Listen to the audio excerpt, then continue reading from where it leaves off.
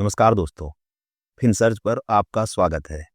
अंतर्राष्ट्रीय मुद्रा कोष आईएमएफ का मानना है कि दुनिया की सबसे ज़्यादा आबादी वाले दो देश भारत और चीन आने वाले समय में ग्लोबल इकोनॉमी को तेजी से आगे बढ़ाने में बड़ी भूमिका निभाएंगे।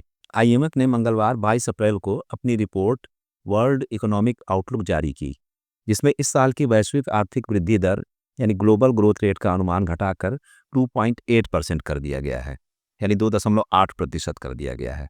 जनवरी में यह अनुमान 3.3% था।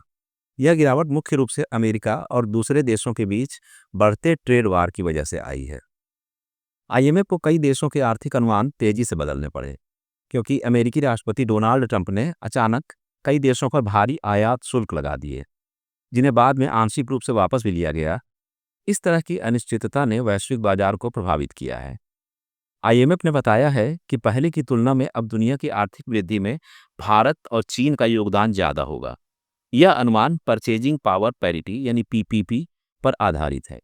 पीपीपी यानी किस देश की मुद्रा में ज़्यादा खरीदने की क्षमता है।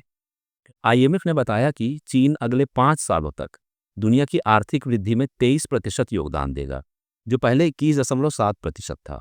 भारत अब 2030 तक 15% से ज़्यादा योगदान देगा, जो पहले से कहीं बेहतर है। वहीं अमेरिका का योगदान 11.6% से घटकर 11.3% हो गया है। और क्या कहा गया है रिपोर्ट में?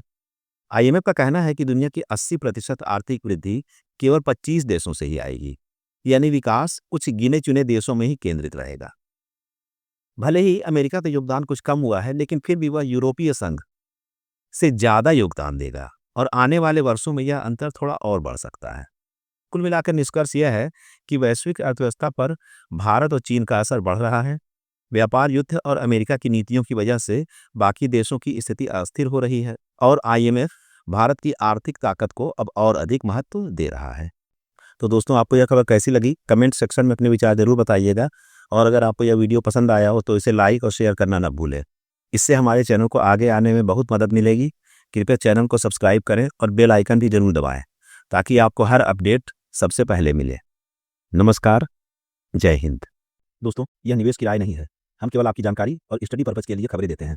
किसी भी स्टॉक में निवेश से पहले अपने फाइनेंशियल एडवाइजर की राय जरूर लें।